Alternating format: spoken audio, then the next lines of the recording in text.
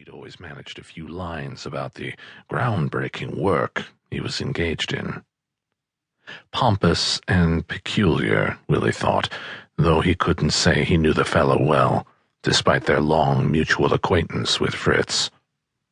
Essler'd been on the French front, too.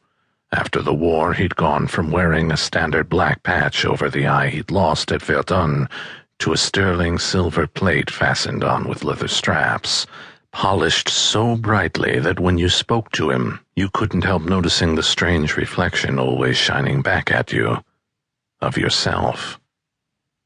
"And your point with that enchanting vignette?" The Baroness smiled irritably. "Are you implying the difference between virtue and vice is relative, Doctor?" Von Hessler opened his palms in a gesture of regret.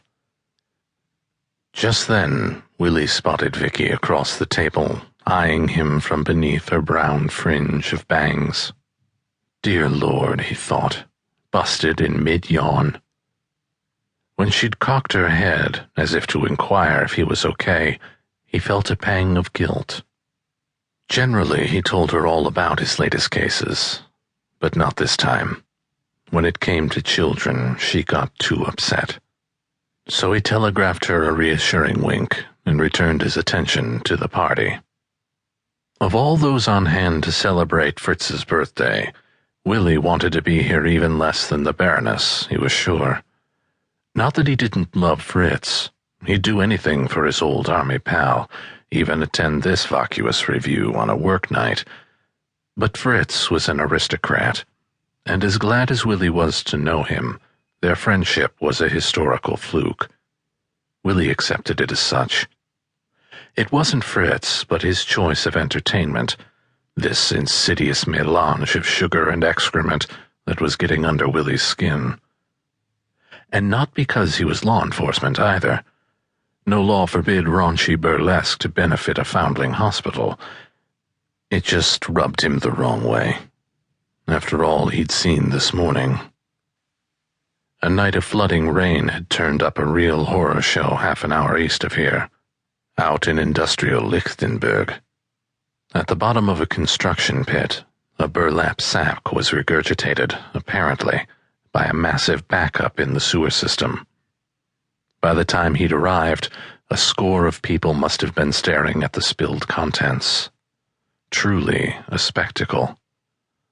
Bones. Nearly 24 of them. Not just loose, but arranged, singled out by size and shape, bound together into what could only be termed designs. Arm and leg bones fashioned almost like bouquets of flowers, toe and finger bones strung with some sort of sinewy thread into what might have been jewelry. Small lumbar vertebrae bored through with little holes. Willi had never seen nor heard of anything like this. Even after a cursory exam, the pathologist, Dr. Hoffnung, had said the bones were almost definitely human, and most definitely not adult. Children's bones by size and density, boys' bones according to pelvic structure, 4 or 5 different boys in all.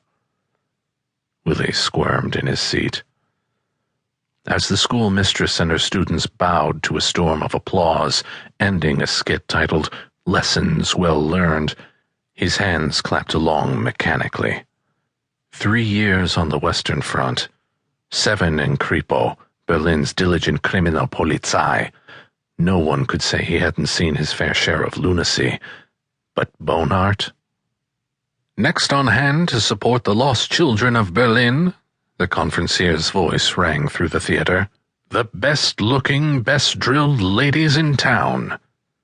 64 magnificent legs tapped across the stage in perfect columns, dancing in syncopated rhythm to a piece titled Mass Production. 32 lissome figures in skimpy halter tops, white short shorts, lacy ankle socks, glittering high heels. The Admiral's Palace is thrilled to present our very own Tiller Girls. 1, 2, 3, los, they screamed.